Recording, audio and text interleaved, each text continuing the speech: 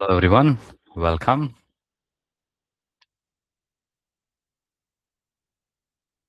Hi Jay, good morning. Morning, Suren. Hello, good evening. Hey, Tariq. Welcome. Hey, Bhagya. Can you give us a quick introduction? Yeah, hi, Jai. This is Bhagya here. Yeah. Yeah, actually, I have a total of 10 years of experience in IT, and I have worked on mainly on Java and data engineering part. Okay. So my main technologies are like PySpark, Hive, and Hadoop technologies. Super. Yeah. Super. I'm looking forward to learn for this AI bootcamp. Super. Welcome. Actually, we started this actually on Saturday, and Monday, Tuesday, we had the classes. And I'm going to upload some of these recordings soon in the website. But until then, you can, do you know, like this, I'll share this, the website where I have most of this data Okay. called Yeah. SaturdAI.com. Uh-huh. You'll find the notes here, and I'm soon going to upload some of the YouTube videos. Okay. Yeah. That would be helpful. Yeah, I will go through that. Super. Thank you. Hey, Yuraj, Shruti, welcome. Hi, everyone. Hey.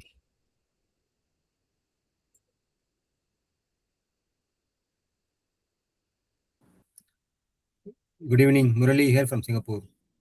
Hey, Murali, welcome. Thank you.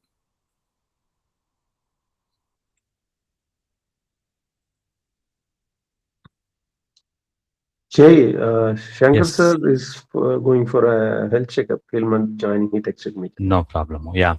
We will start in another couple of minutes. Or maybe let us start in 4 minutes. And I think we have at least one new joinee, Bhagya. Bhagya, feel free to go to this Saturday.com and read this intro to AI. Let me share my screen. Okay. Yeah.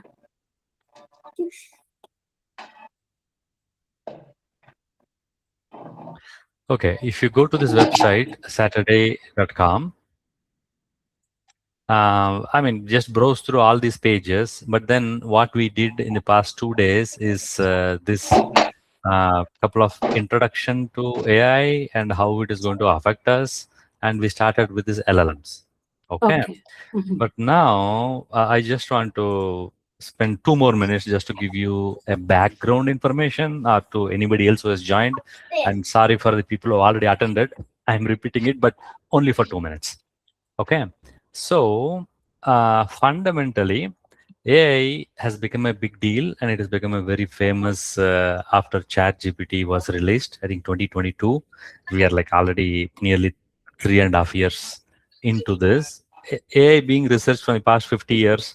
Lots of people are doing research, but then it has become like, it has reached the hands of general public only like 2022. I could say, and it has become a big power. Okay, so now there are going, just give me a minute.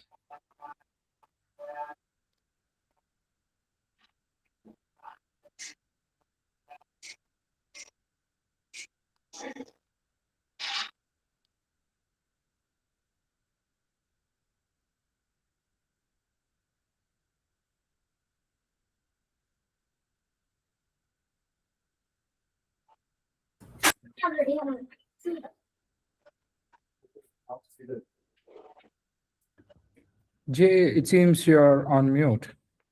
Yes, because somebody was calling me. They are asking me to send this meeting invite right now. Okay. So I just, they called me. So give me 1 minute. I will send the meeting invite to them. The meeting invite should be here. Join. Yeah, actually, this is the meeting invite per se. I'm going to copy this and remove it from here and send it to people.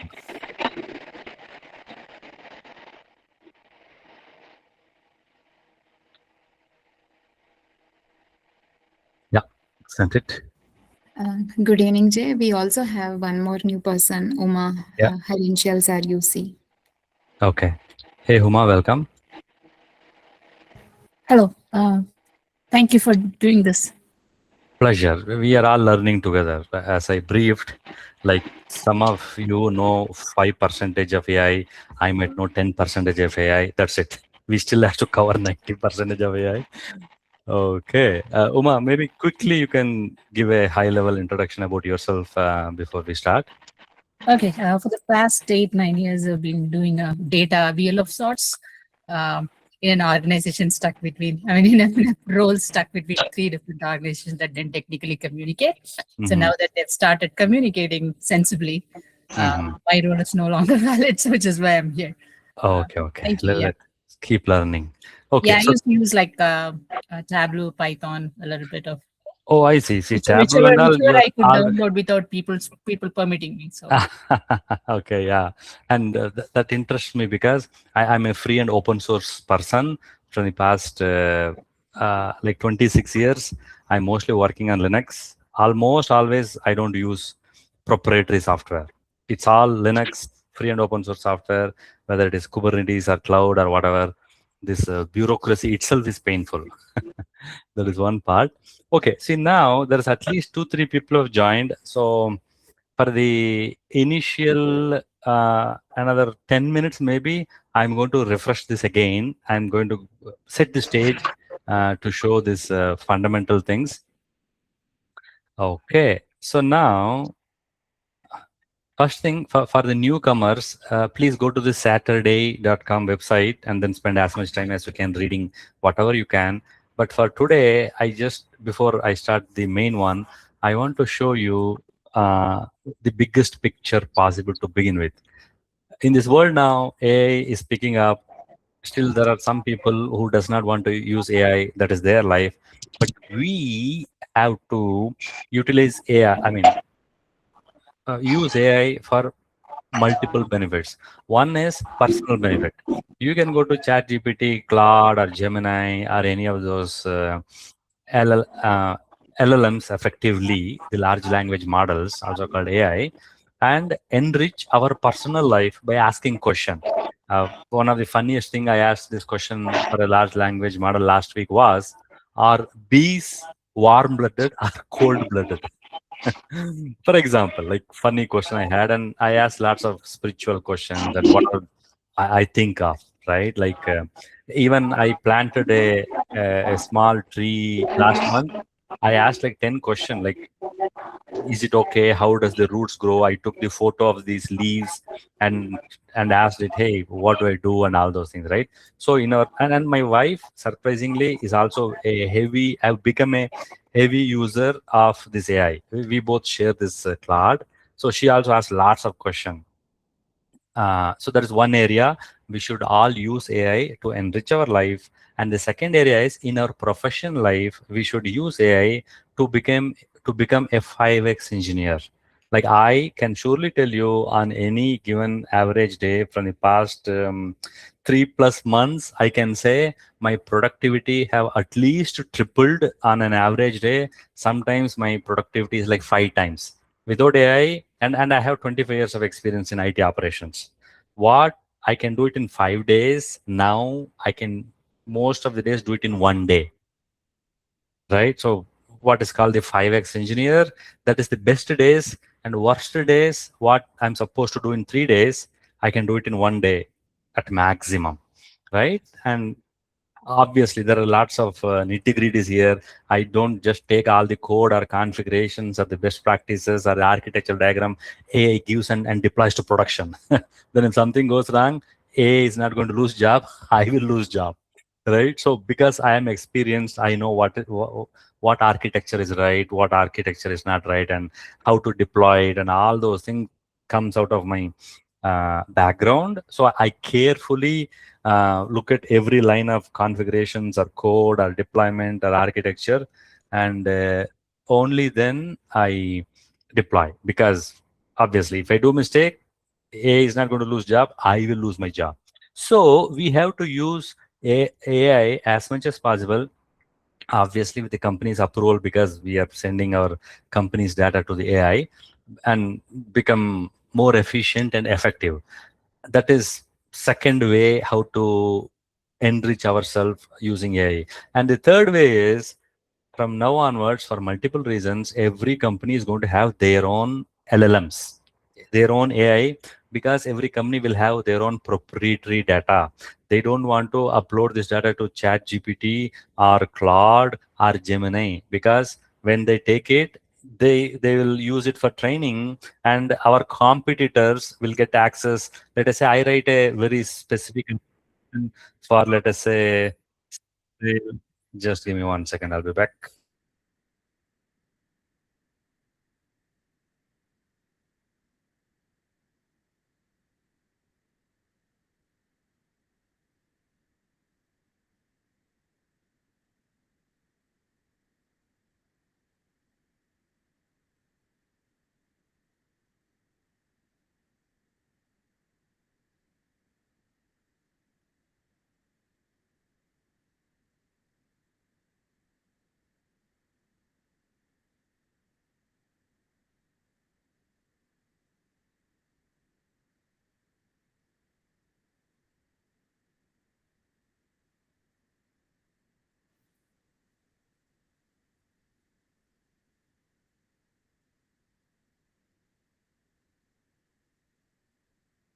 Jay, are you talking? No, I'm with Nathan, who is trying to log in, and I'm not seeing him here. So I'm seeing how to add him here. Okay, I will have to forward this email to you, Nathan. Nathan, go ahead and tell me your email address again, please. Nathan. Okay, Nathan. Yeah. Yes, as in Sam. Yeah. Then click ECH. Yeah. Yeah. Then A as in apple. Yeah. At hotmail.com. At hotmail.com. Nathan S Tech A, right? Yeah. Okay, you should have received an email now. Let me know if you received it, and you can join from there. Then I will join from there. Okay. Thank you. Okay, and send me that message in WhatsApp also, your email address, in case. Okay. Thanks. Bye. Sorry, I'm back. Okay, so now we were speaking about become like multiple times capability here, and then all the large companies want to build their own AI because they don't want to use some other country's AI. Like for example, just day before yesterday, Sanjay was telling me that any Gmail, any Google Photos, if it is there in US soil, US government will have a copy of all those things, right? And so, I mean, this is even from the personal point of view. Let us say you are from Canada or India or any other country, even outside US. So then without your permission, US government will have a copy of the data. So there's no data sovereignty. With the data, US government can play with anybody's life. Like even the worst case of blackmailing somebody, if the US government doesn't like them, they can do that. If you ask your personal question, hey, I have this disease, this is my personal secret, I have this mental problem, whatever, then in the very long term, all of your information will be in some other government's hand, and they can play with anybody's life in the personal way. And in the professional way, whatever the company secrets you're having, whether you're car manufacturing, whether you are oil and gas company, any secret, let us say German RD or BMW, if they're hosting, if their engineers are asking question to Claude or ChatGPT, all those secrets will be with US. In theory, they can sell all the secrets to Ford or whoever they want. So companies also in the US and everywhere in the world, they don't want to use this public AI such as Claude or ChatGPT or Gemini, because US government is going to keep a copy of it, and it might be their competitive advantage in the long term. And also even US companies, they don't want to keep, I mean, nobody in the world want to hand over their data to these AI companies, because they'll use it, and all the company secrets. If somebody else asks, hey, give me how does the engine of Audi is designed, or some companies design, that AI does not know. It will take all the details and hand it over to the other guy from other country. He could be from other competing country, or Russia or China or South Africa or any country. So all large companies are trying to have on their premises, on their data center, or in their clouds VPC, they want to host their own AI, take all the company data and train them, use it, so that they will benefit and get a competitive advantage. So all the companies are building AIs for themselves, and we as employees, we have more potential if we gain some skills in managing this AI. Then there is more job opportunity, or this is one of the way how we can benefit ourselves or have a longer career if we can build AI for companies. And the good news is that all AI components, beginning from the large language models to the RAGs and MCPs and tool callings and servings and inferencing, everything is free and open source software. No money need to be paid anywhere.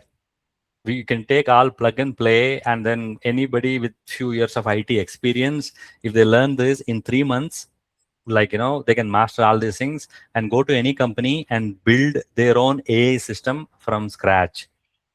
This is like driving a car. We are not manufacturing these LLMs. We are not like creating anything. We are just taking all these things and just assembling. This is just like installing a web server or an email server, or installing any software. As simple as that, right?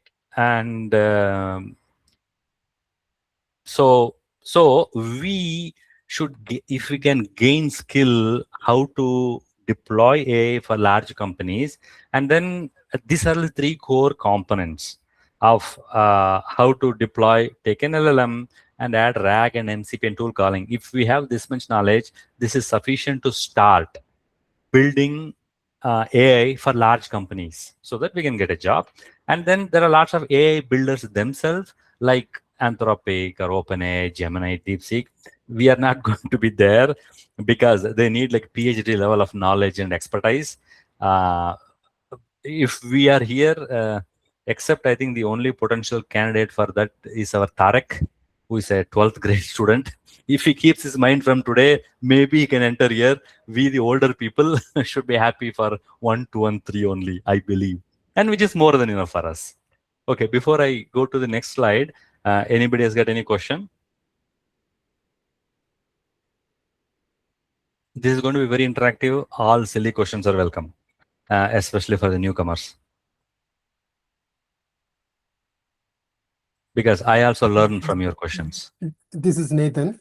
Yes, and I just joined late. Sorry for that. no problem. And what is the topic? This one you are talking about? Any AI in general, or Every AI in the world as on today. okay? Okay. So there are 2 types of AIs, which I'll cover maybe later. But this is big picture.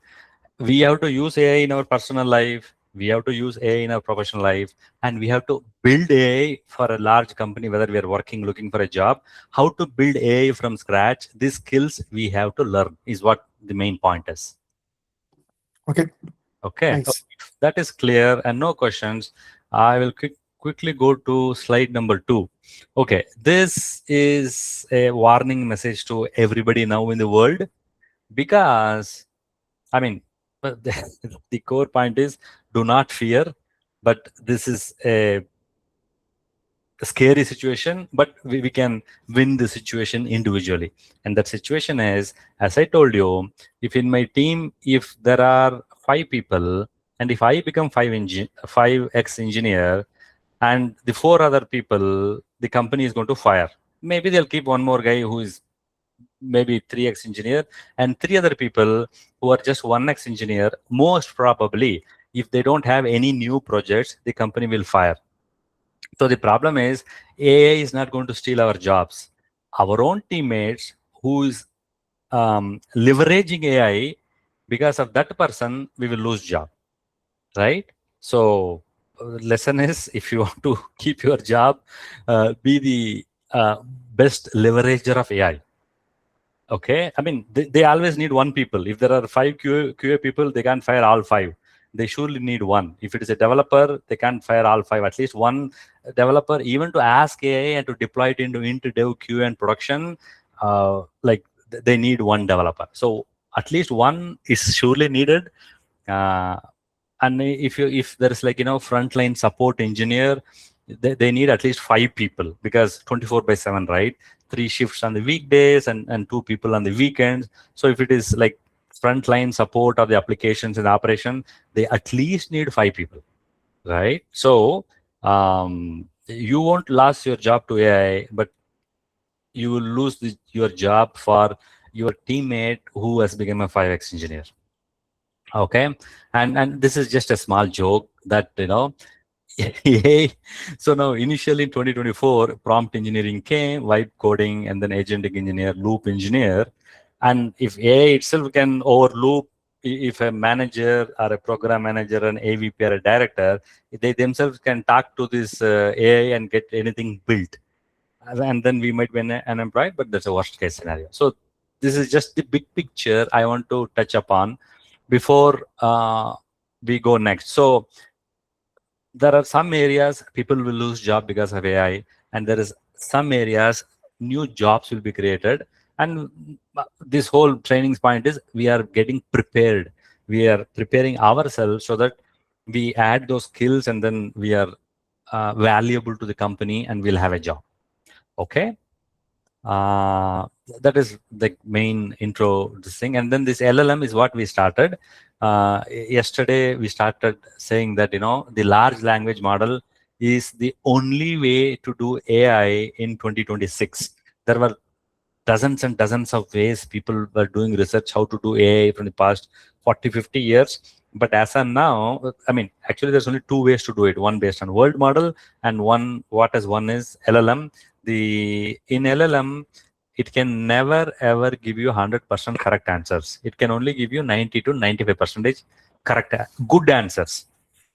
So always, use this with a pinch of salt, that there is never going to be a scenario where it'll give you 100%, but that is not a bug, that is a feature. We have to accept it. Okay, and then the second thing is this large language models, some of them free and open source, like DeepSeek is free and open source, and Quen is, and Gemini, Claude, ChatGPT, and Copilot and Grok are proprietary. They will take your data and then do that thing. And this open source, we can install it in our own company or our own servers if we have. Okay, and then how do we reach LLM? See, now most of you know, at least the way how we got introduced is to use this chat platforms. Like you ask questions and then it will take and it will send it through an LLM, it will respond. But then there's at least 12 other ways where you can use this. Like in dev tools and IDEs, I use VS Code. Inside VS Code, I have a plugin for Claude Code, and then there I ask. And for people who are curious, let me quickly show my other screen where actually I was building this website even today. So this is how it looks like, and I can ask any questions, and I can tell it to build any whatever I want. And just as a quick sample, let me show you what should I say, like in LLM. Okay, you know what? In LLM, as you all can see, there are 19 slides, right? Now, I'm going to ask this guy in the LLM topic, add a slide, how LLMs can be hacked.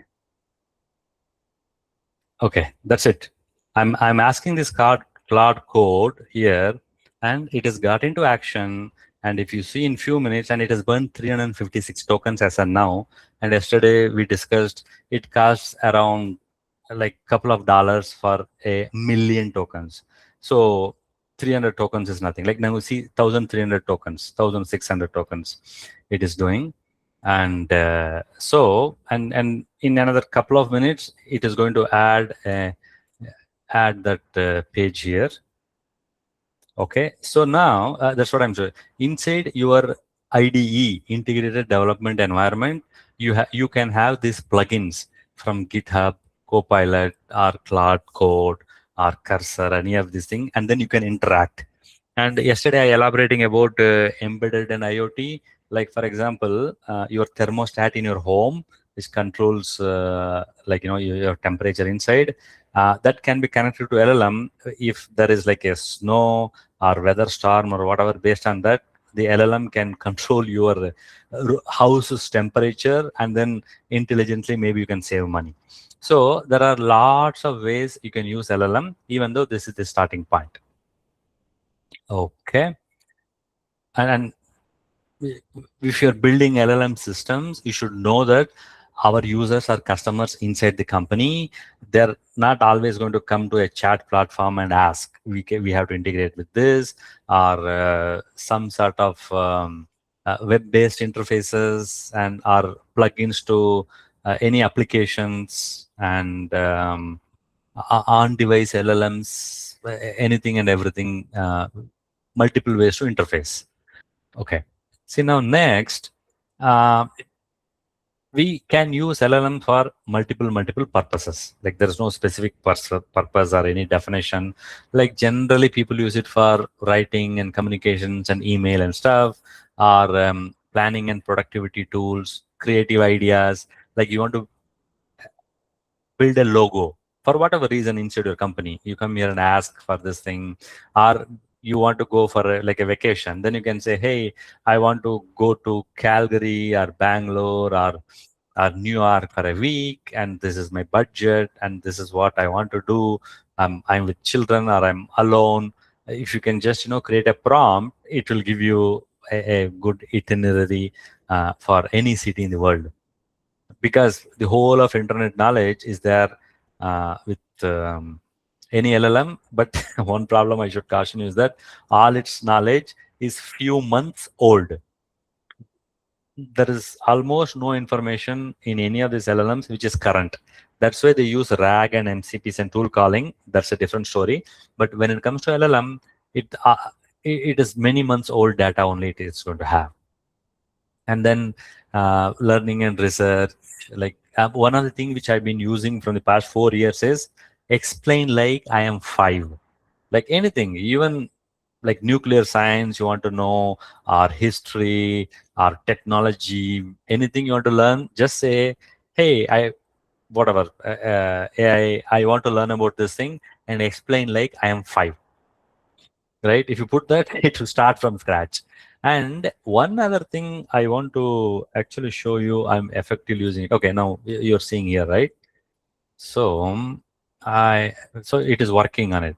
And then another thing I almost always do is missing links to a page. Split terminal. Okay, yeah. Sorry to interrupt, Murali here. Just Yes, now Murali. you mentioned the LLM data is few months old. Correct. Why did you say that actually? Why it's not current? I mean, because it's a live thing going everywhere. It's picking up. No, it is So- not. It is not. Okay. I will give you a very elaborative answer about how the LLMs are built in a couple of minutes. Okay, after this. Okay, so now this is happening here. See, now this LLM or whatever, this AI is working for me in the background, and this is how you can start any new session. Just type Claude, and then I can work in parallel. Like I can have as many sessions as I want, and I can use this. Right? And the other reason I went here because this is one of the awesomest thing which I found it very useful. That is asking it to draw this sort of picture using SVG.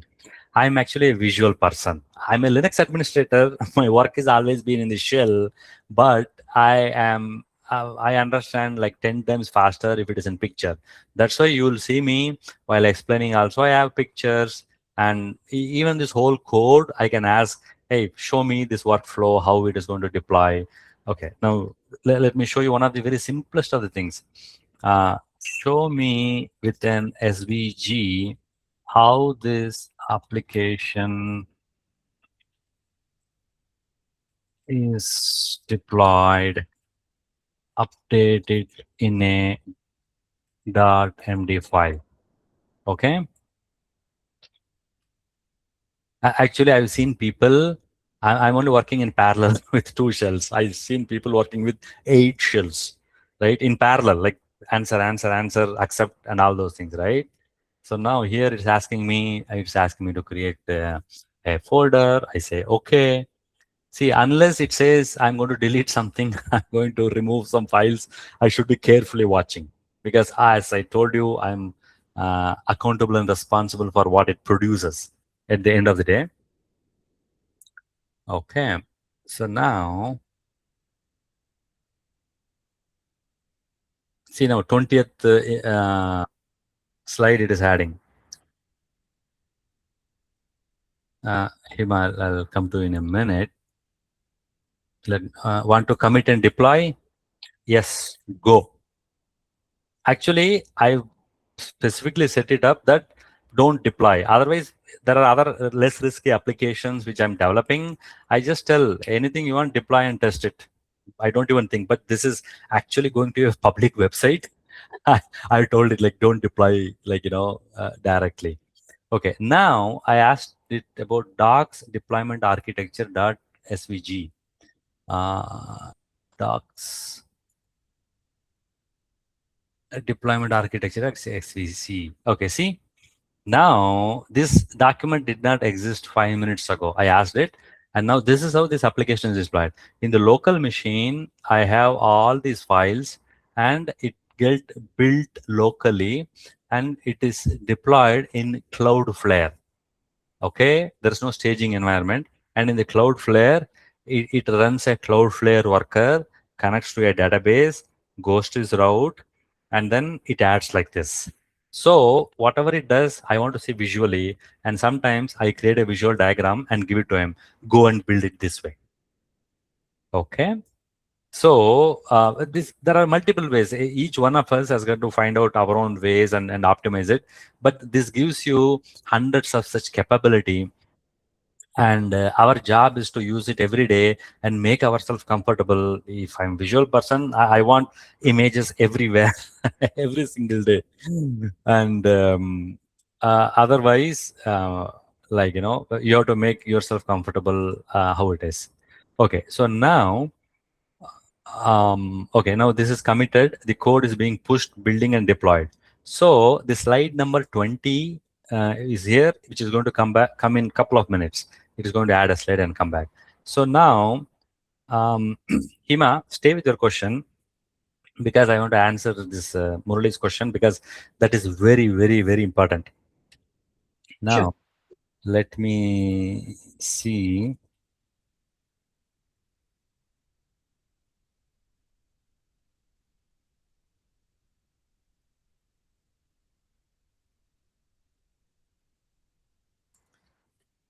Okay, where's my data?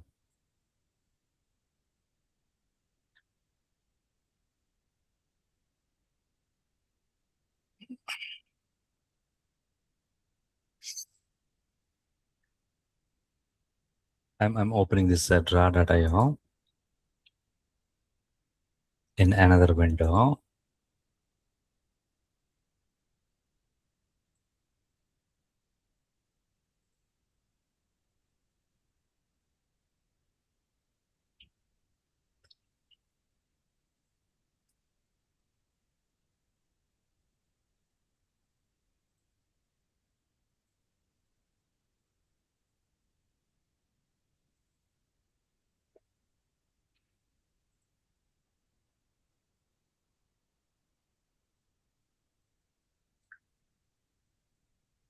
Okay, maybe I'll Murali, I'll come back with a very detailed information, but for now, I just would like to touch upon how does anybody build a large language model from scratch?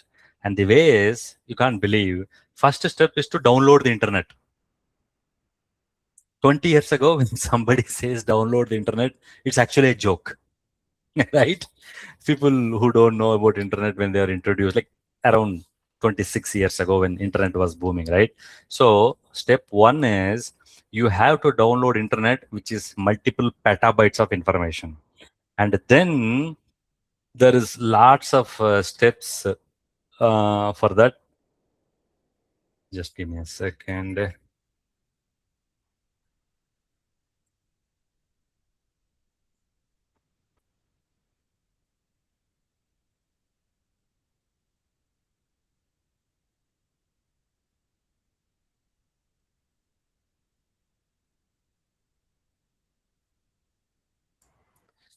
Okay, sorry, I'm back.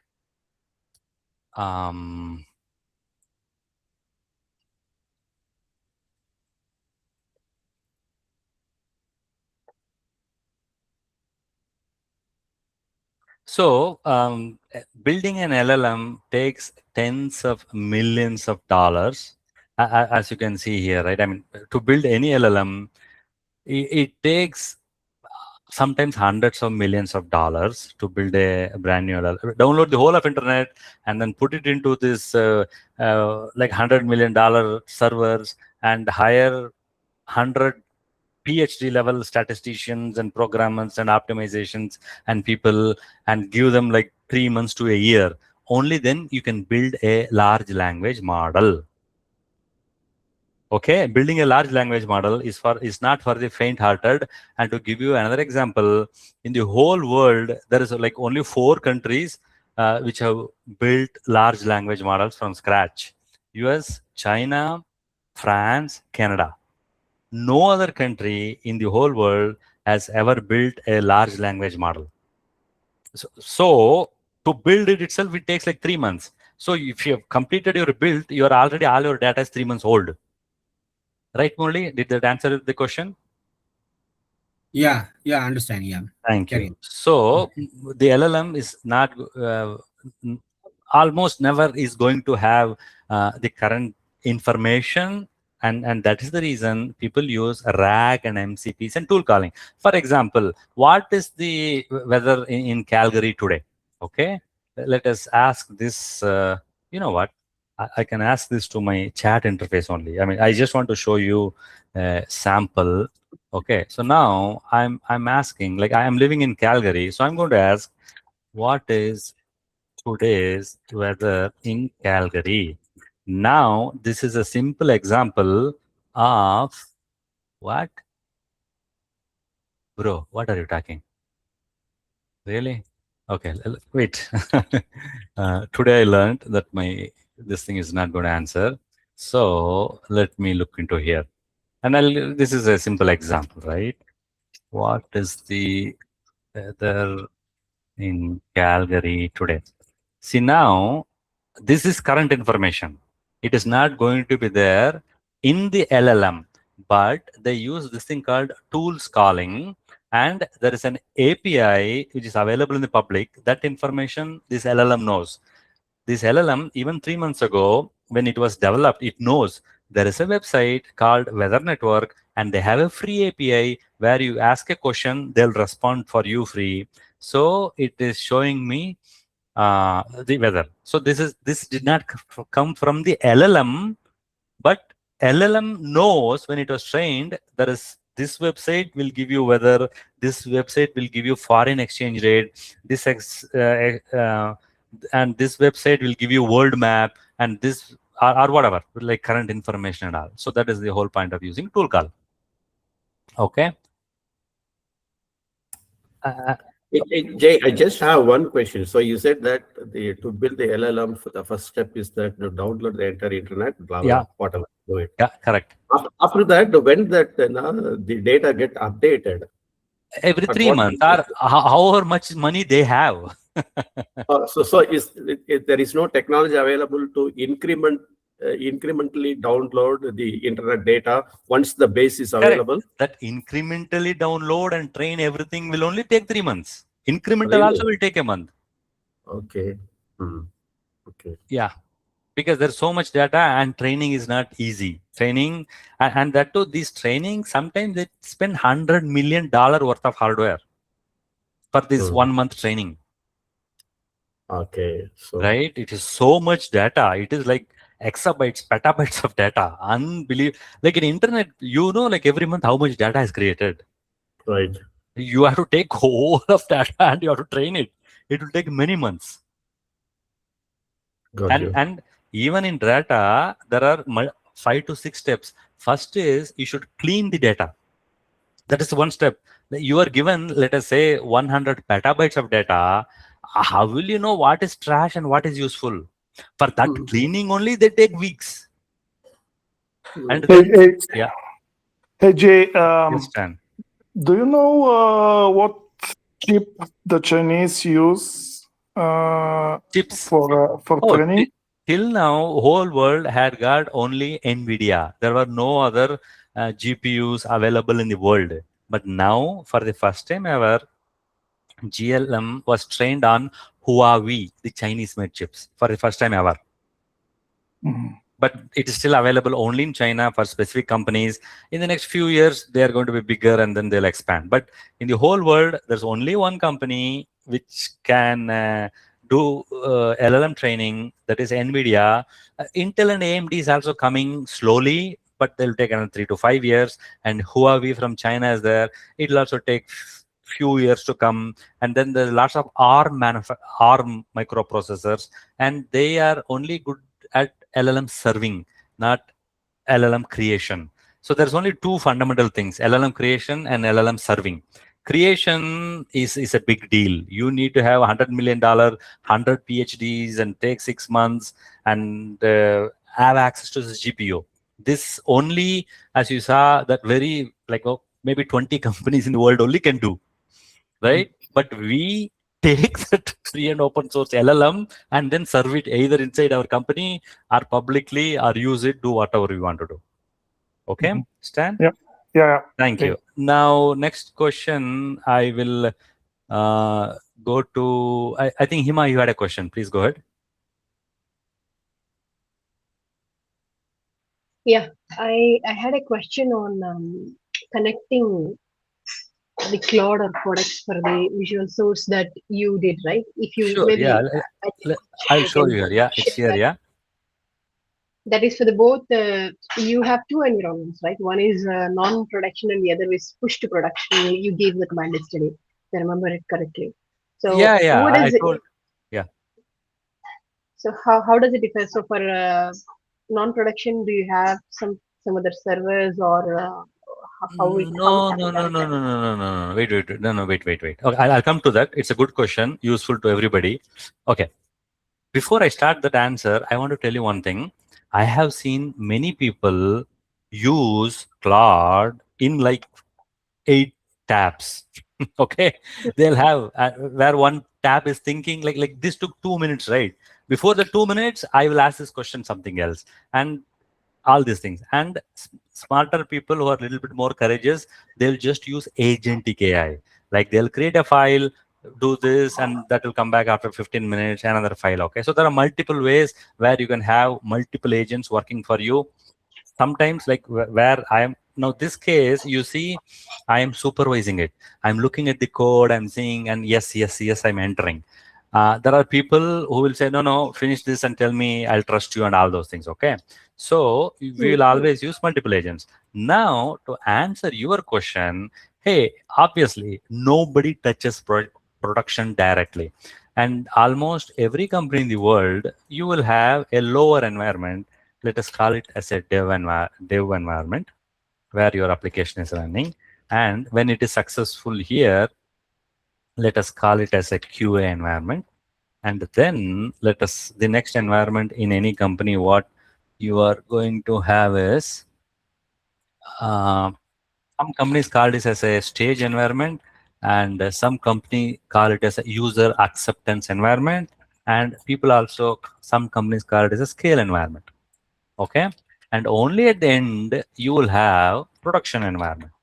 Okay. Now here, a developer, if you have developed something, this is mainly for testing functionality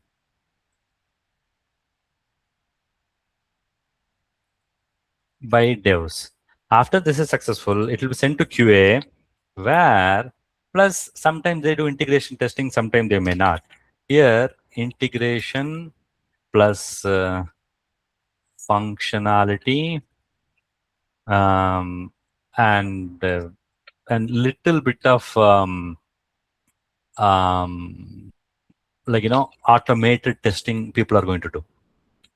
Okay, and here they are going to do like scale testing, right? Like if 100,000 users come to log into our server and do this thing, how is going to affect? Okay, see now as a developer here or an operations person or whatever my role is, I'm almost always I'm not going to release any of my code except for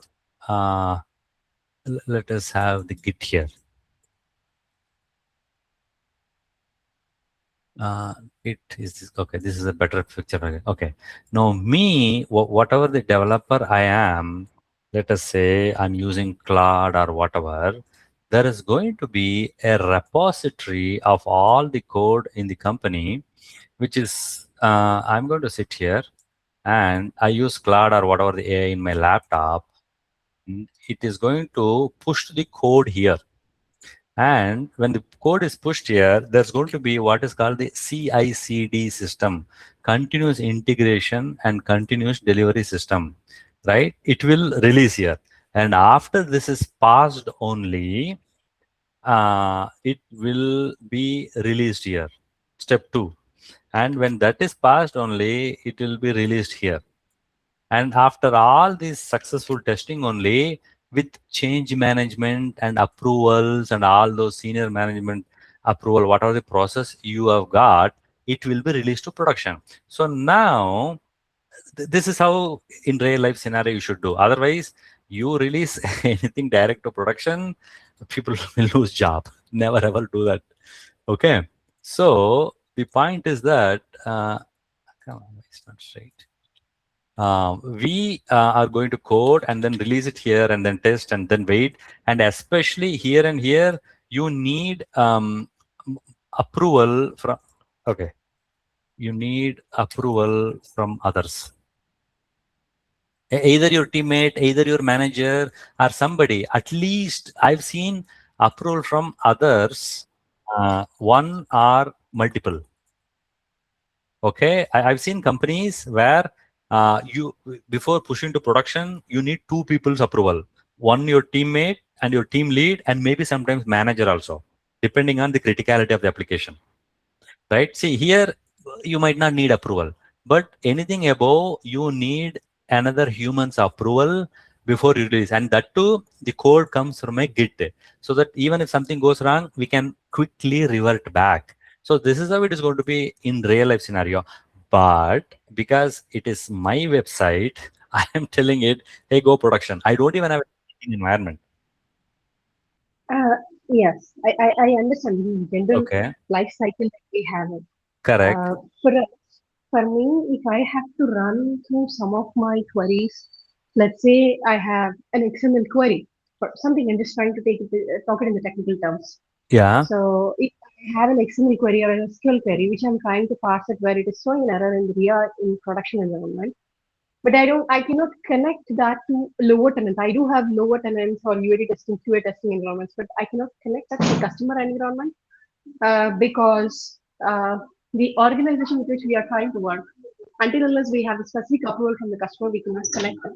But without that, I want to use it for my day-to-day productive use cases. Sorry, one second. Can you be a bit louder? Am I audible now? You are audible. Hello? For sure, but if you be, yeah, this is better so that I can understand my question. What I understood is you have a query which only you have to run it directly in production. Is that the use case? No. Yeah. No, it's not use case. I do have, but see, what I'm trying to think is from the developer's perspective. Okay, Yeah. I want to set this. I want to try myself and then give it to my team. So that is where I'm Correct. just trying to bring this use case. So Yeah. for that, there is let's say I have an process failed, okay, in the production. I am Okay. trying to pick that error from the production environment, the error alone, and Yeah. trying to give it in Visual Studio Code and trying to connect it in Claude, okay. But the Claude account or the production environment are two different things, because Claude account or my organization account, whereas the error comes in the customer environment. So I cannot directly connect Correct. the Correct. customers environment to my Claude organization's account without the Correct. explicit approval from the customer. Correct. And they will So not give almost always. yes, yes, exactly. So, but we want to utilize these AI tools to the best of us, to the best I'll use tell you a to the trick best which I to the use. I'll tell you a trick which I use. I Yeah. take screenshot of the error message and give it to Claude, and it understands, and then it gives me a response. There's one way. Yeah, I'm doing that only. But from the back end, how you are trying to debug that with the error? So something like this, if I'm trying to give my the command prompt in the Visual Studio Code, Yeah. will me or my team will be able to retrieve the answers for that as well? Something on the local machine. See, If we are in trying that to. case, you should only explain. Like you can explain, hey, this is my customer in environment, and this is the error. I'm trying to do this, and this is error message. See, they are intentionally blocking you for whatever good reason. From their point of view, they are intentionally blocking you from using AI. Yeah. Now, what we're trying to do is break some rules, which is not good. So, we can only look into the error message and then remember the error message and type step by step this error message. This is the environment. This is the version of my software. This error message I'm getting. To give and ask it, what do I check? Like, where do I check? And you can even ask, what is the command? You give me the command to run there to check. And there, obviously, you should be very careful. You should only do read-only commands and all those things. Right? I think that's all we can do. Nothing more. Because that is their intention.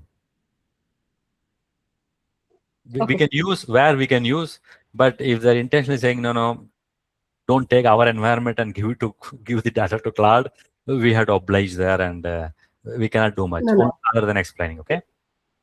Okay. My point is, I just want to try that once and take it as a POC to them, showcase what is being super, then request for the approval or permission from that. That is what I'm just trying to do. Correct. Convincing part, you should try. Okay, got it. Thank you. Hey, Murali, your hands are up. You have a question? Or not? Okay, let us continue. Sorry. Just trying to take out my mouse was. So anyway, the question is just extending what you said. You mentioned LLMs building from the scratch.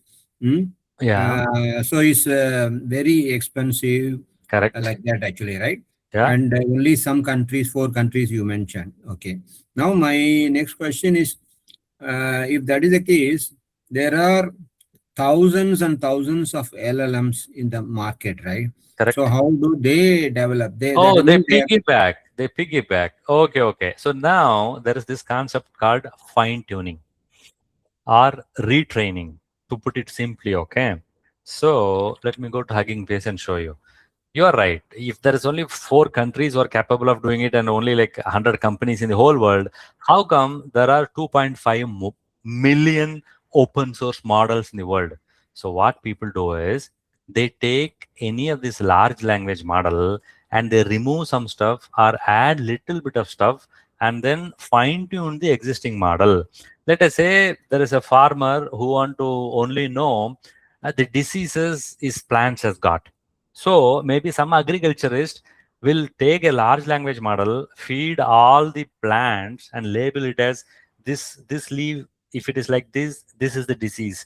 If the leaf is like this is healthy. All those things they will take it and they will add it and they'll call it as a fine-tuned model, and that person will release a new model called like diseases for potato plant or diseases for plant, like that only.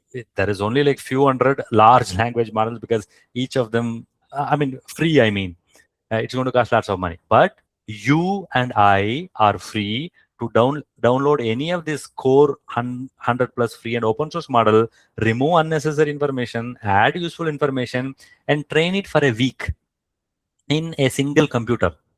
That is also possible. But then we are dependent on them. In 3 months later, if they release a new model, our model is already outdated. Again, we should take them and piggyback on them and retrain it. Right? That is why there are millions of models in the world. You yourself can take any of these large language model and then because look, this large language model is like a small copy of the internet. It contains everything in the internet. Like let us assume you want to build a LLM which only has got expertise in chemistry. Now you don't care for physics or maybe biology or ancient history, right? If you want an LLM only to have knowledge about chemistry, why should you mix with the ancient history or some other topic, right? So you can take any of those things and then you can tweak it little bit with a little bit of money we have for 1 week or 1 day or 1 month with whatever the data we have, and then give it to the whole world. You are welcome. And that is what people are doing here. Okay, I mean, these people then promote it as their own LLM or their own company, and then Neither. So, what do you mean by promotion? They're just putting it in the public in this website. Yeah. Promoting means they're just uploading with a kind heart. Look, I know how these diseases of potato plants exist. I'm putting it to the whole world to see if some other farmer in some other country, somebody in Thailand want to use it, let him use it. That's all. It's not even like promoting. Yeah. No. My question.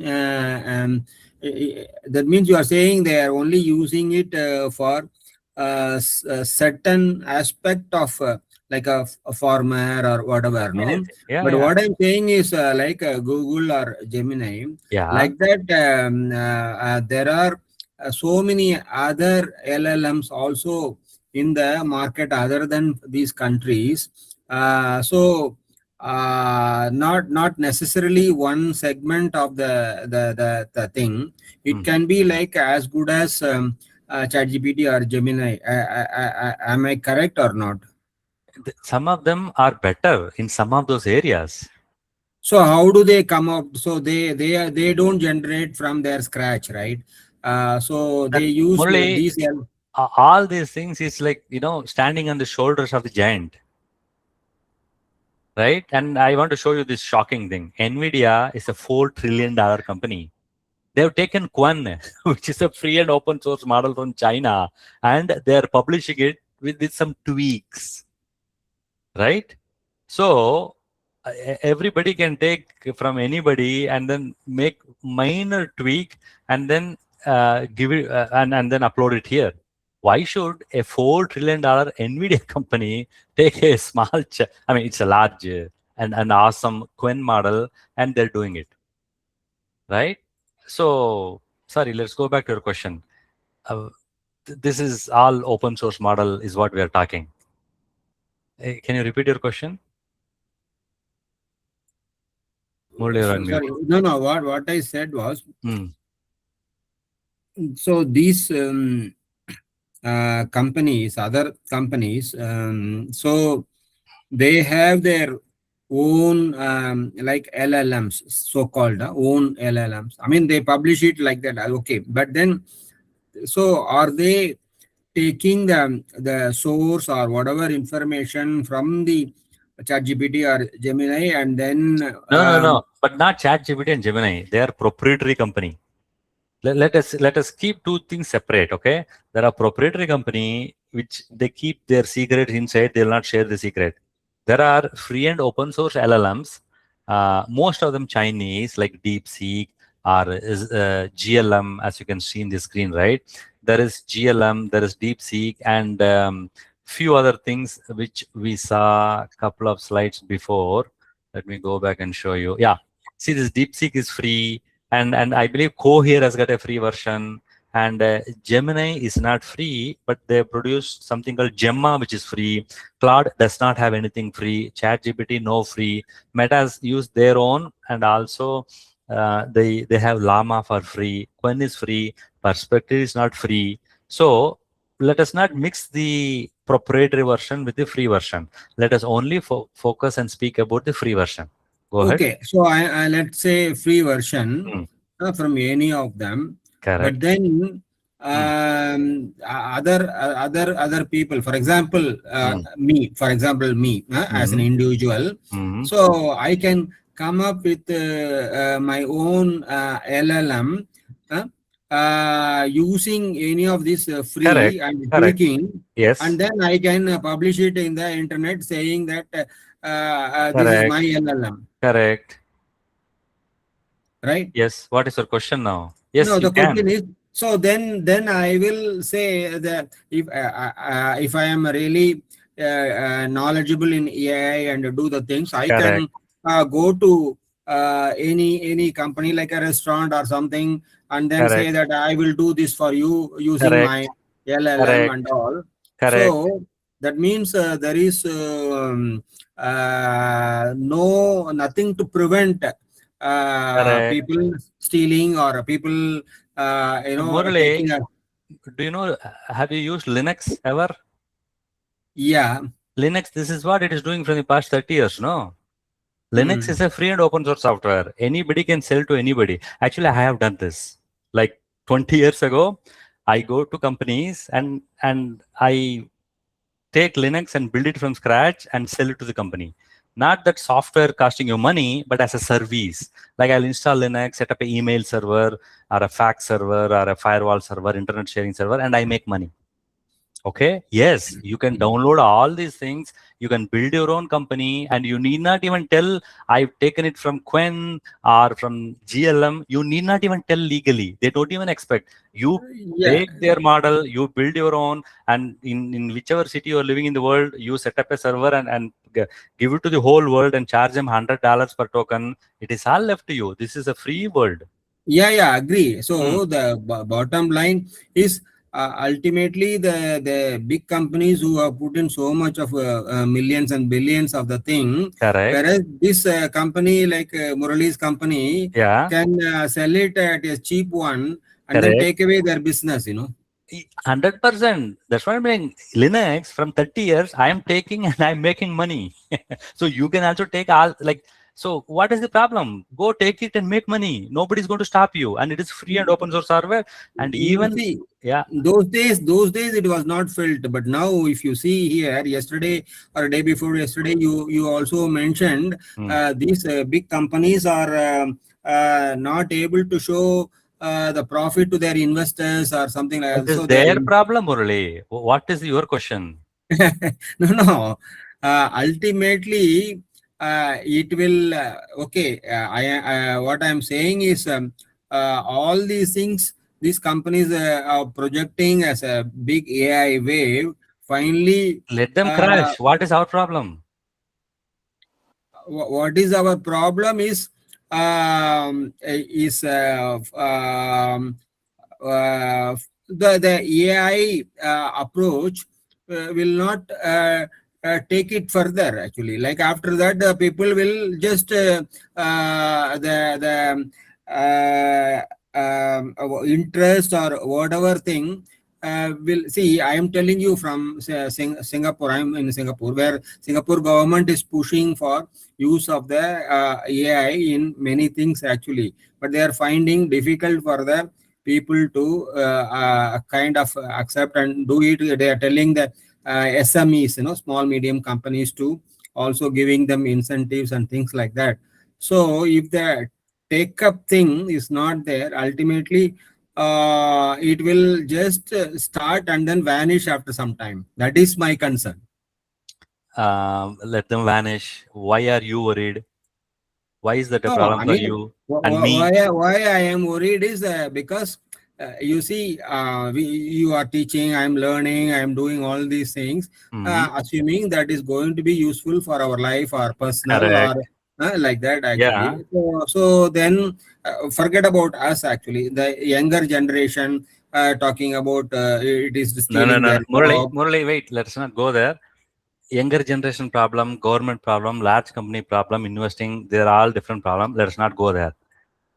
The thing is, if we want to deploy an LLM in any of the company where we are working, this is the way to go. Okay, let us stay there. Let us not go to macroeconomic principles and all those. They are problems, but they are separate problems. Okay. But as on Okay. No, today, I just brought up. I mean, it's always in my mind. I thought I will bring see, up to out of these you. 100 AI companies in the next 10 years, 90 will die. Only 10 will stay. So be it. For us, fortunately, China is creating awesome large language models, very cheap, free and open source, obviously, and very, very optimal, and they run better. Let us benefit out of it. Let us thank them and benefit out of it. That's it. And until the Chinese government is supporting this, it is good. If nobody makes free and open source LLMs, the whole world is in trouble. But that's a different topic. Okay, thank you. Hey, Stan, you have a question? No, I have a comment. Please. I know one of the cursor models, I think that the most recent cursor model, that it's their own model. It's based on a Chinese LLM model, and they sell it. So obviously this is a business model. And the other thing I wanted to say, it's similar with the open source. You have open and free version of LLM, and probably these companies, they have a paid version that is way better. So they just wanna get you to use their model, and when you need when you have a business case to use something more serious, then you're gonna buy it from them, right? Yeah. It is like the freemium model. I'll give you this free, but if you want the free, premium capabilities, come to our website and buy our tokens. That's a possibility. But as on today, I know all large companies, as on today, like we can download any of these things, buy a large server, which will cost you up to $100,000, whatever this H100 and all those GPU, buy 1 or 2 or 3 for $100,000, $2,000, $300,000, and take any of these large language models and deploy in your company for free, the software cost, and then put all of your data, fine tune, and then serve it inside. That it is possible as on today, maybe for the next few years, until there is free and open source software. Like, I'm a Linux guy for the past 30 years. Linux existed. I'm happy. Right? So I'm hoping that like this, there is going to be free and open source LLMs, and I'll have a job. And obviously, if there is no free and open source LLMs, then that door is closed for me. But so be it. What can I do? Okay. Okay, Jay, I have one side question. Yes, okay. Mohan. So what is the trend, particularly in the US and Canada? The large corporates, do they go for this free LLM, or they take a premium version by paying to OpenAI or Anthropic or whatever it is? Everybody, okay, Mohan, fundamental thing is every company in North America, and I believe every company in the world also, should not send their company information through their employees to any of these chat GPTs or Claude or Gemini, which are all US companies. They should not. So let me try to understand now. Now that Microsoft, for example, you take it, okay, they spend a lot of money. Correct. Okay. I don't think that they have their own LLM. Okay. So they have a tie-up with OpenAI, and then now their Copilot that they run internally. Correct. They allow to use multiple LLM models. You could use Gemini, ChatGPT, or Claude, depending upon your need. Okay. So how do these companies operate? They pay huge amount of money. I'll come to that in a minute. Okay. See, now this is our old standard diagram, right? Which we touched upon on day one. So now the approach is all these things. Okay. Wait a second. Hardware on-prem or cloud. Okay. You know what? Let us put it as separate thing. Hardware plus on-prem. and cloud with virtual private VPC network, let us call it. Okay. So now here in this area, all these companies, we can take these products, okay, copy paste. We can run inside our company's cloud. This is the only choice. Okay, so now let me put this also. Copy paste.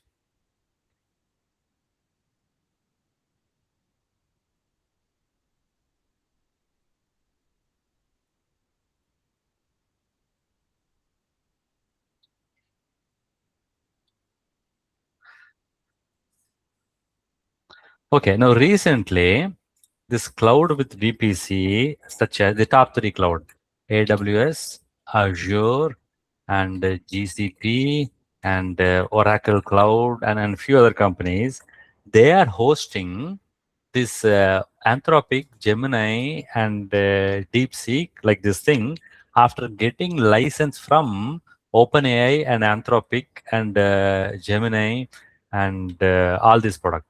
So a copy of whatever they're building, it is built here so that when I access these large language models from these companies, I can also use them inside my this thing. And the promise is these cloud companies like AWS and Azure and GCP and Oracle, they're promising, hey, look, we will have a copy of Anthropic or OpenAI or Gemini or DeepSeek or whatever you want.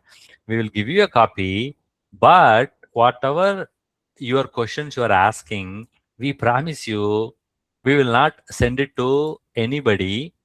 It might go to the US government. That nothing we can do.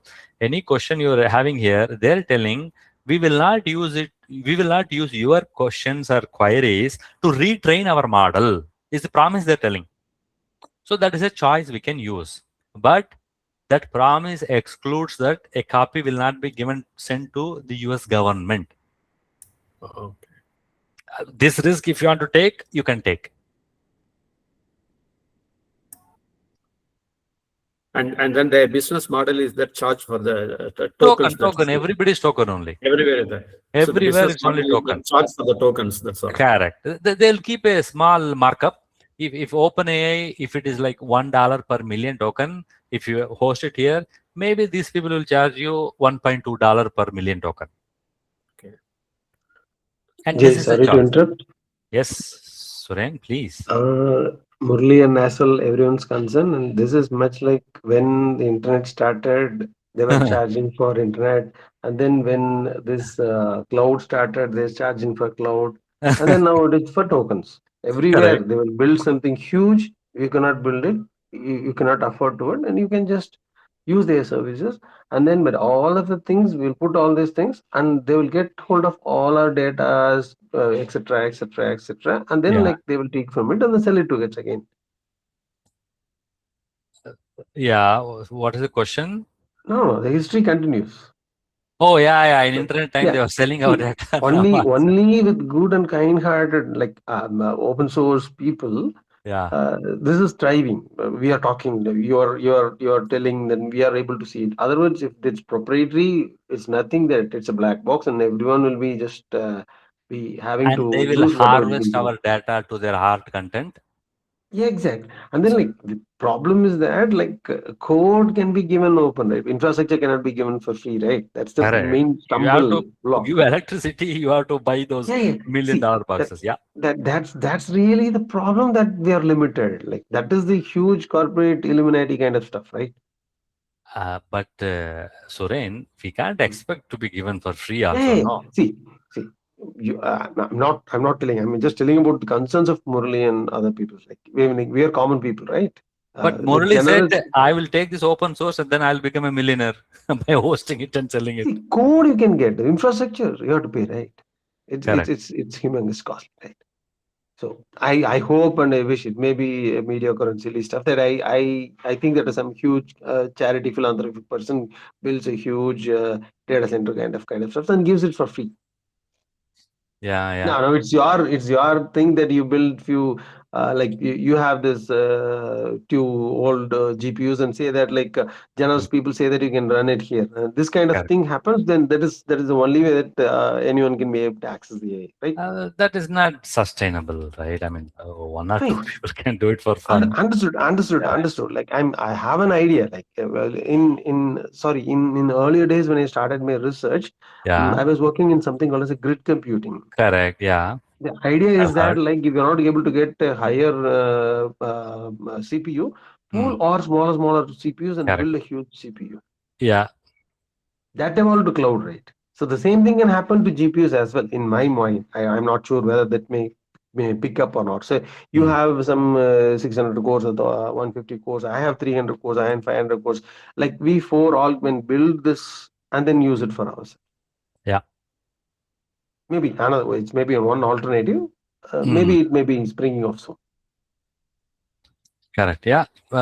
Multiple possibilities are possible, but at least I'm happy that we have this free and open source models with which we can do some research. Who knows? Some smart kid from some corner of the world will come and make all these things awesome.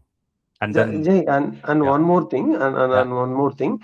I have just texted you yesterday that one of my good friend by name Dr. Jay Kumar, he was an chemistry thing, right? ex-professor from Bharatiya University. Yeah.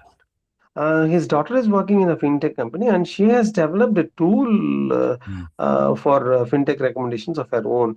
My just like this thing here is that like from each of the participants here, you can have a case study of making a tool for your use based off your correct. domain specific. Like Hima in one of the first meetings, he said, right, my hobby is like music, and I want to have some this raga thala or whatever this music type and all those things, right? Yeah. That exercise we can do. Yeah, either way, I'm just proposing this thing is that in my student, I mean, I'm just teaching for students, right? Yeah. So I just wish that if supposing my daughter is going to take up a GATE exam, right? I say that like the GATE for electrical sciences. Yeah. Then I just give, I just like what do you call customize an LLM or chatbot kind of stuffs. Give all these stuffs here and put all the previous GATE questions, etc., and then train it and say that like let that be a tutor to my daughter. Yeah. I seriously, sorry to stuck in here. I seriously have that as one more use case for my son as well. He's into 11th standard now. I have that for his JEE preparation. I have that as a use case for him. Fantastic. So that is one of the use case for me as well. Yeah, everywhere. Like, and then like I have another use case that I was been working in the universities. Then we have some systems of ranking and kind of stuff like NARF and institutional rankings, and we have something called as OBE kind of stuffs. For that, doing all these things, we need to have to measure the what do you call the maturity of the process, kind of like your CI, SMM, CMM level kind of stuffs. And for that also, we need to give some intelligence. I'm trying to build such stuff. It will be usable in my academic and academic domain, learning. Super. Teaching. We'll work on it. And I see one hand raised. You can go ahead with your question. You see? So in case of the VPC, where the companies that use cloud-based VPC, so is it also in the contract as to how frequently they get updated intelligence, updated learned behavior from OpenAI or other places? There is also payment based on that, is it? Okay, you asked one question. I have answer for that. So let me show you here, and also it is little bit relevant to our topic. Let me go. Okay, I'm showing you this is actual Google Cloud. Okay, now there is this thing called Vertex AI. You cannot believe they have made our life so easy. In Google Cloud, there is something called Model Garden, right? So this Model Garden is all curated by Google Cloud. They've taken all the best models in the world and free and open source, or licensed from Anthropic and OpenAI and all those companies.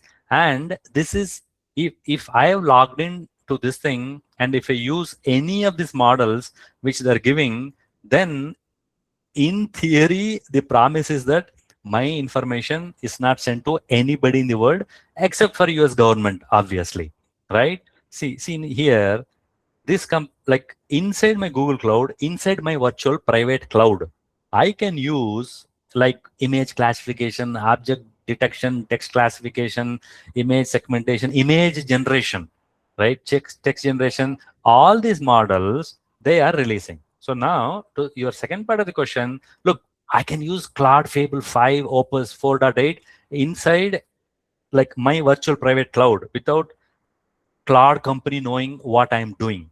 In theory, Google might be giving all this information to the GCP, might be giving all this information to cloud. I do not know, but their promise is that they'll not give. But this US government, there is no promise.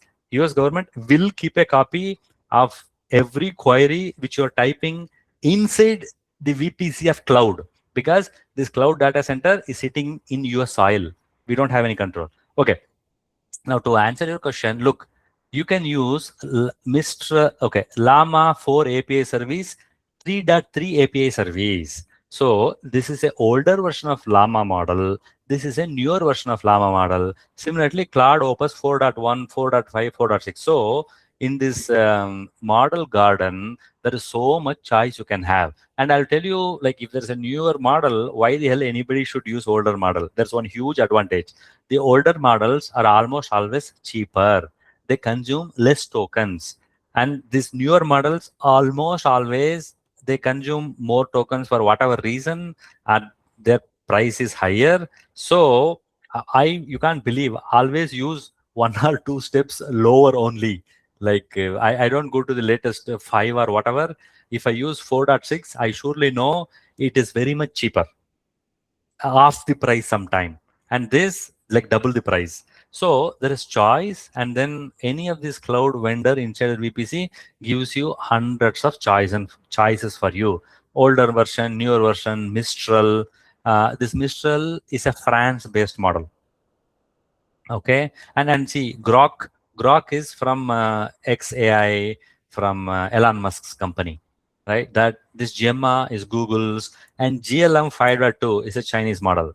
Now, if you see, Google Cloud is making money out of serving GLM 5.2. Google Cloud is not paying any money to GLM. They take the free, they host it here, and whatever they are charging, we have to pay. Whether it is $1 per million token, $2 per million token, or even if it is 10 cents per million token. So if at all we want GLM 5.2, we should not use Google Cloud. We should go to the Chinese model who is actually hosting. We can use it, and I'm sure they'll be cheaper. Okay, so have I answered your question? We have a choice, even inside Google Cloud, Azure Cloud, Amazon Cloud, Oracle Cloud, any of these companies. See, DeepSeek OCR. Now this one, it's this is maybe an answer to one of the previous question. Somebody, or even could be DeepSeek, they have taken this OCR, and it can only do OCR, like optical character recognizer, like any picture or PDF if you give, it can give you all the text. It can extract the text out of it. That is the specialization of this model. So like this, there are so many models, older and newer, you can use it, but token is what you have to pay. Okay, so all these models and GLMs, they are releasing these version of different models, like software releases. Like they don't release it every day, but they release it once in 3 months ish. Something. Yeah. Okay, that makes sense. So then you choose the version according to the cost that you can meet. Cost and some capabilities. Like if you're happy with the older model, which is almost always cheaper, I will still be happy with the older model. But I don't have time, but I have money. I will use the newer model. It might burn a little bit more money, but my manager is pushing me to deliver in the next 1 hour, right? Okay, so it's not like learning happens every day and they're updating every day in these models. Okay, that makes sense. Not possible. Yeah, it takes generally 3 months ish to take all the data and clean it and then train it and test it and validate it. And one of the post-training session is, this is for everyone, to ensure that there is no information about illegal, immoral, unethical activities, like how to make bomb. This question, these LLMs can beautifully answer anybody in the world. But when anybody makes LLM, before releasing, they delete all the data, such as some unwanted things. I don't even want to name them. One example I can tell you is how to make bomb. There's lots of information. You add this chemical with that chemical and then do this thing. You can make grenades and bombs and all those things. That information, almost always at the final step of LLM release, they delete all the information. It is they have to. Otherwise, they might be blacklisted and they'll get a bad name, right? So there are so many steps. Let us say last month, lots of website added data about how to make homemade bombs, right? Now, if that is somehow you download all those details and you put it into your LLM and somebody asks the question, hey, I want to make this bomb, that LLM is going to get a bad name, right? So there's lots of process. It takes like around 3 months to 6 months to make any new model. It's not easy. Okay, that that tells me maybe LLM testing is a proper job. Like, oh, if you can break LLMs, you are $500,000 per year salary immediately. If you can ask any of these large language model, and if you can convince it to give you the answer how to make a bomb, you are a big deal in the testing community. And I'm only giving you one example. Like this, there are 100 other bad areas. I don't even want to name them. Right? If you can somehow convince, then you are a big deal. Easily, you'll get $500,000 per year salary, guaranteed.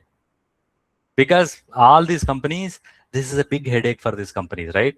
And even today, I'm confident this, you know what, there is so many tricks people use to ask it. It will tell like, hey, my grandma is in the deathbed. They'll build a big story for like 50 pages.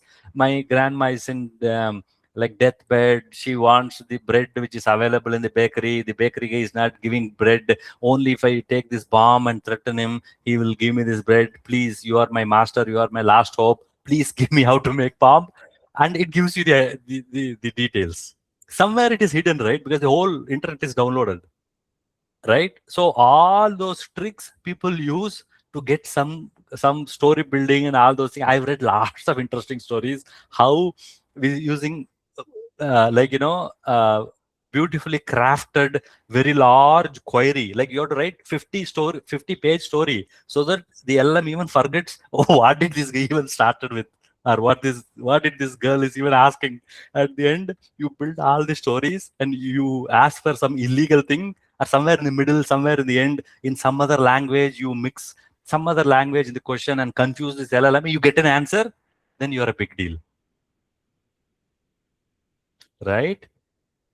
Yeah. So LLM evaluation, you cannot believe, is a big deal. Okay. I told you there are 10 steps in making a brand new LLM, right? One of the steps is evaluation. And maybe let me show you all that eval step. Okay. Where can I see evaluate? I don't have it handy here, but it is one of the very, very important steps. Okay. Let me put it here. Maybe if I go to this one of these large language models, maybe you can see, and all these things are called evaluation. See, we evaluated with maximum generation length or whatever, right? When you are evaluating a large language model because you want to compare. So in this while doing this evaluation, one of the parameters is, can you hack and get an answer which it is not supposed to give? Unethical, immoral, illegal activities. If you can somehow craft your prompt query to convince it to get you a immoral, unethical, illegal answer, that's good thing, right? And they test every single model before releasing for weeks. They evaluate this model, like, is it even racist? That is one of the good things, right? They will evaluate every single model. Is it racist? Will it give you a different answer based on the religion of the person, the age of the person, the sex of the person, the country where it belongs? So all this evaluation has to happen before releasing. Right? So if you are a QA expert, you can break this evaluation system. You are a hot candidate. In any of these companies, not only in the large language model creation companies, even enterprises which are going to use all these things. Right? See, actually, even my own company, they are actually trying to have a person who is going to do this thing called AI governance. Right? So even let us assume, like, I'm based out of Calgary, I worked at CP Rail, Canadian, which is, and then Canadian Tire and Husky Energy and Shaw, all these large companies. Otherwise, I'll tell you one example which Sanjay told me a year ago. Ford, they had a chatbot, okay, just to ask like what model of Ford you're having, what is the price, what is the capabilities, how do you compare, all those things is what they had. There is one guy who asked it how to make bombs, and that became a big news. Okay, so every company which is building LLMs, they have to test it before releasing, even internally or externally. Okay, super. Hey, is that good, you see? Thank you. Stan, you raised your hand. Go ahead. Yeah, I have a comment. Please. Yeah, unfortunately, we went way, I think, off topic. Yeah. But and also my comment is way off topic. But because we are like almost at the end, anyway, I'm gonna ask this. So there is a model that does OCR. Yeah, right? lots of models, not one. Like Yeah, if you go to okay. Hugging Force, there will be. Wait a second. No, Go ahead. So what's the question?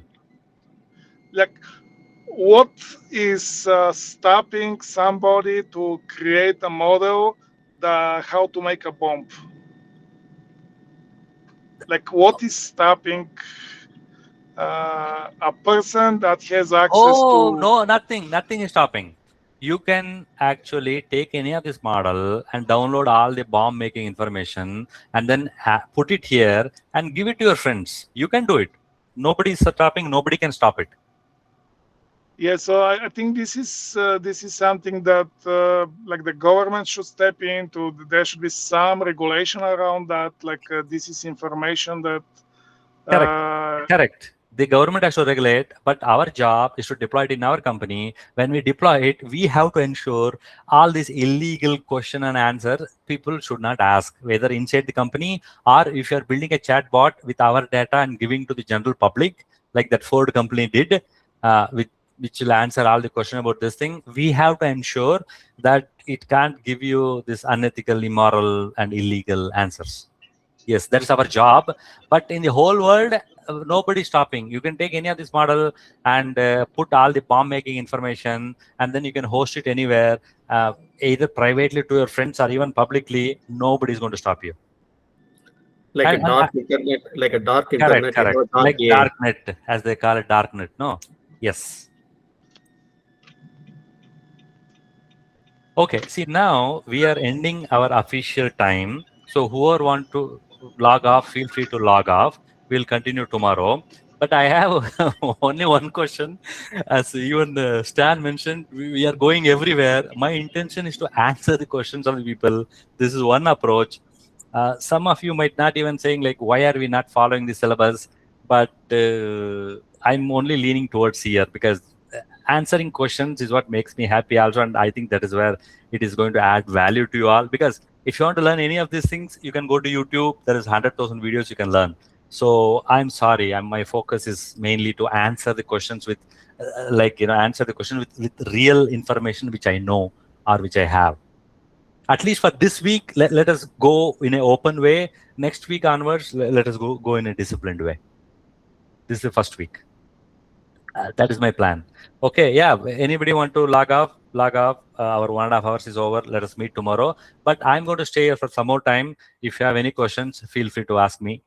Hey, Rafael, welcome. Okay, thanks, Jay. I will catch up tomorrow. Bye. See you all. Hey, Jay, thanks for today's sessions. Are you planning to share the recorded videos? Yes, 100%. All this recorded video, I'm going to upload into YouTube, and I'm going to put all those links in our webpage, at least in a couple of days later. Okay, awesome. Thank you. Have a good Thank night. you. Pleasure. Bye for now. And Rafael, you had a question? If not, Tarek, go ahead. When are you planning to place the recordings up? In 2 days. I mean, I'll try to do it the next day. If not the same day, the next day I will do it. All right. Thank you. Pleasure. Bye for now. See you. Anybody else? And please feel free to give me feedback, whatever you're liking, whatever you're uncomfortable, because I'm also learning. I'm also new to this whole thing of training people. So please give me feedback about what you like and what you don't. Sorry, go ahead. Yeah, hi Jay, this is Bhagya here. Yeah. Actually, I have missed a few classes, I think. So Two more previous. I will upload the YouTube video soon. Yeah. Actually, today's I have just got a glance. I have one question is like when you search for these models, how would you know like which is the best option? Good question. Obviously, there are multiple tricks you have to use, and then if you are in this line, you'll get that comfortable. Maybe I'll bring Sanjay, my son, who is an expert authority, who is a third-year engineering student who is doing internship at Apple. He's an authority in his line. He gave me some of these tricks, how to find out which are all the best models. Because for any problem you want to solve, there are 100 models. Like as you saw here, there were like 5.5 million models the whole world has created, right? So now, let us say OCR is what you want to do. Let us assume you have 100,000 documents, all in PDF or in photographs or whatever, right? And you want to extract the text. To do that, you need a OCR model, optical character recognized model, and there are 100 OCR models, right? Now, this Baidu, which is a large company, which is one of the top companies in the world to make LLMs.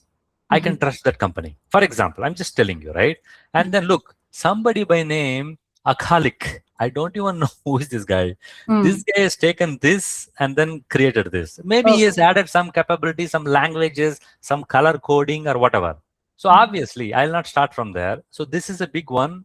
I will go. And look, Unsloth Latex OCR, right? And look, this guy, he has got handwriting OCR.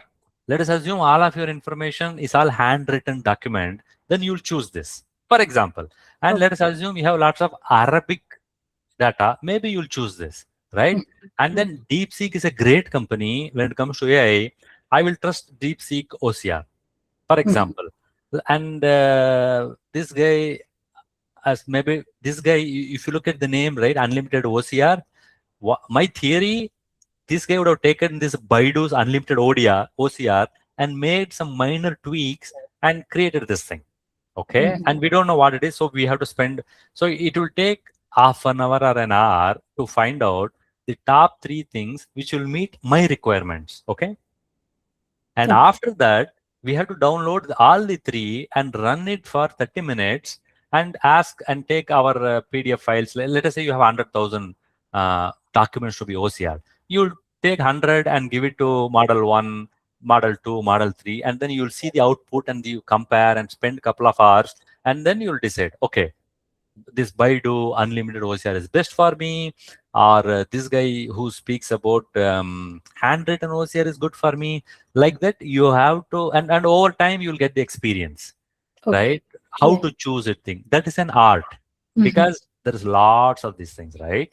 And there also, there is this thing called GGUF.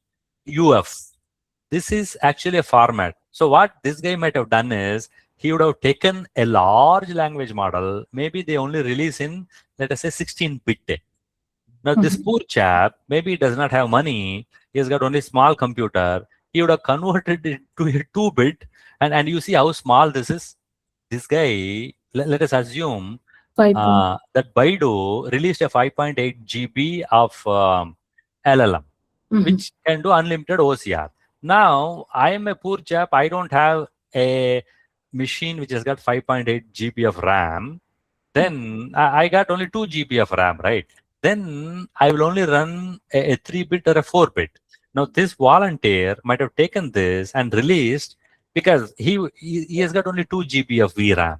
Then he has to take it and then work hard to convert this 16-bit to 4-bit, and he would have installed in his computer server, and he would have done this OCR. Now we can take this 4-bit, we need not even convert it now. Take it, download it, and start using it. So like this, there are so many things you have to run. This is like going to a cloth shop and selecting a cloth. Okay. Yeah, got your point. Yeah. It is a little bit of art, personal taste. What is my personal problem? Do I have Arabic text? Do I have Indian text? Do I have images? Or do I have PDF files? That little bit of art is there. It is not like big deal, but it will take few hours of your time. And then after choosing 2 or 3 models and you're testing it out, and you will say, okay, this model is suitable for me. I'll continue to use it. Then you'll take your 100,000 documents and you OCR it, for example. Okay. Yeah, thank you. Got your point. Yeah. Pleasure. Hey, Aditya, go ahead. Hello, Jay. Yeah, well, I just had a couple of points to add to what you had said. So Sure, to answer Bhagya's question, Yeah. I was also at the same point a month back. Uh-huh. So a good prompt would be like you can Yeah. use Claude or this thing and give your PC specs, because you just want to dip your hands inside it. So Correct. say I have an i7 processor with 8 GB RAM and 2 GB VRAM, and this is the generation. What is the best? What are the top 3 LLMs that I can run from Hugging Face, and ensure that it has decent reviews and it has been sufficiently tested and Ta-da! tested? Wait. Kind of using. Thank you. Okay, wait. Few months ago, you cannot believe, there is a tiny software called LLM Fit was released. Immediately I saw that, I downloaded and installed it. Okay. Now, this LLM Fit, it knows when I'm downloading into my laptop and running it, it knows I have Intel Core i7 to 8 cores, 2.8 GB, and I've already installed Olama, and I got a 32 GB of RAM available 48 GB total, and it knows I have a NVIDIA GeForce GTX 1050 with 2 GB of CUDA. It knows because it ran all those commands. Then it is telling me, hey, this Quen model coder next, which has got 79 billion parameters, this course, it can provide 74 tokens per second. With this quantized model, it is going to take 46 GB of disk, and it is mixture of experts model. It is going to use 57% of your memory, and fitment is good. Right? And then you see here marginal, because this guy is a large model. This Quen Alibaba model is a large model. It's not a good fit. And these guys can do general, this is for chatting, this is for reasoning, and all those things. So this is one of the tools. It's actually tiny tools. It's not even a big binary. This tool you can say, and then you can say, let us say this F, like runnable. I can say N, and then all these things which are runnable it shows, right? Fit, perfect fit. For my machine, which is the perfect fit, I can call which are all the good fit, which are all the marginal fit. What is too tight? Like I cannot run this next Veridian and all those things, right? So like this, this is a tiny tool which I even forgotten this tool. Now when you're discussing, I just remember. Like this, yes, this is one tiny tool, because this tool, when I install, it knows what is my CPU, how much RAM, and what GPU I've got. So immediately it can give me the answer. Right.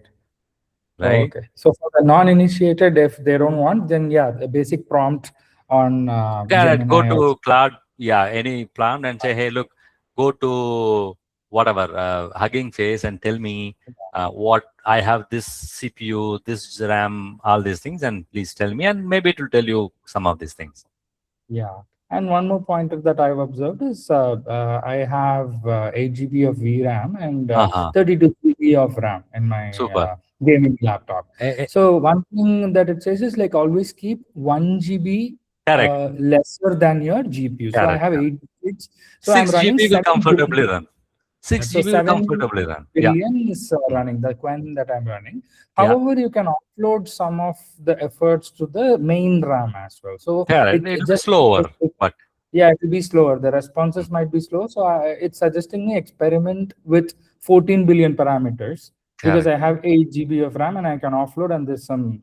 So basically, it's about experimentation. But yeah, Bhagya, if you want to start with, just give your PC specs to Gemini or Claude and give 1 GB space under your dedicated video RAM. Okay. Yeah. Thank you. Yeah. Okay. This Anybody is a else? great tool. I learned something new today. I know. Because see, I subscribe to many of these feeds, right? Every day I see 10 tools, new tools. And some of the tools, which is like simple, I just install it in 2 minutes only. I don't even think LLM fit. This is interesting. This would save a lot of, because I want to experiment. I am from the QA background, and right now there are people who are in my organization who are doing LLM evals, right? When we are testing, we use a tool called Arise, ARIZE. So it's there is a lot of money also recently, and it's an evals tool. So basically, you use an AI agent to evaluate another AI. So I don't know how accurate that would be, but probably it's fine. I know. Yeah, so that's something that, and I am testing all these prompt-based, behavior with our agent.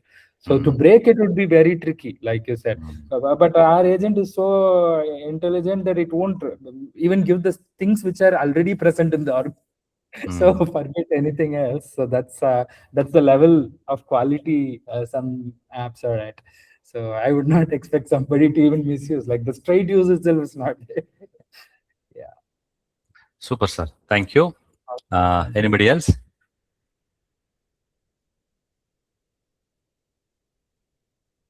Okay, if there are no questions, let us log off now and let us continue tomorrow. Thank you, Bye Jay. for now.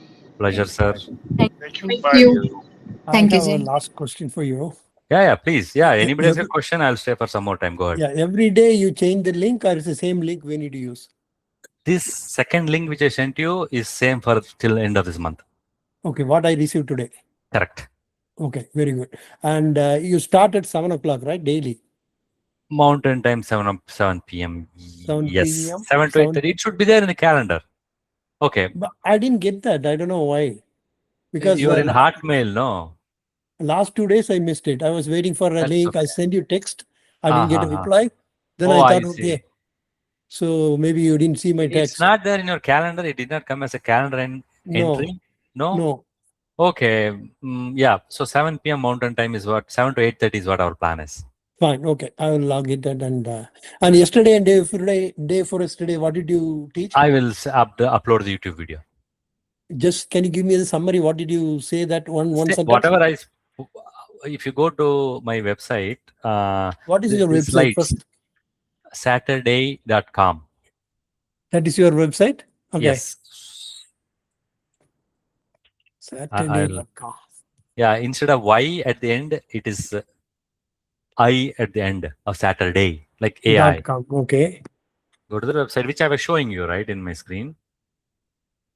Yeah, launching soon. Contact us, drop us a line. So we need to put all the information, huh? If you want. Nathan email, Nathan's tech. See, you see my, SaturdAI.com, right? The website which I was showing you earlier, same website? No, I didn't know. This is the first time I log in. Correct. I'm getting it. Right. It says directly, it opens a page called Contact Us. Can you share me your screen? Can I share my screen? How do you use it? 1 minute. Oh, we are in, okay. Yeah, we are in the cell in the meeting, right? I can share it there. I need to go to the meeting. Where is the meeting now? Okay, I go to the meeting. Share screen. Share screen.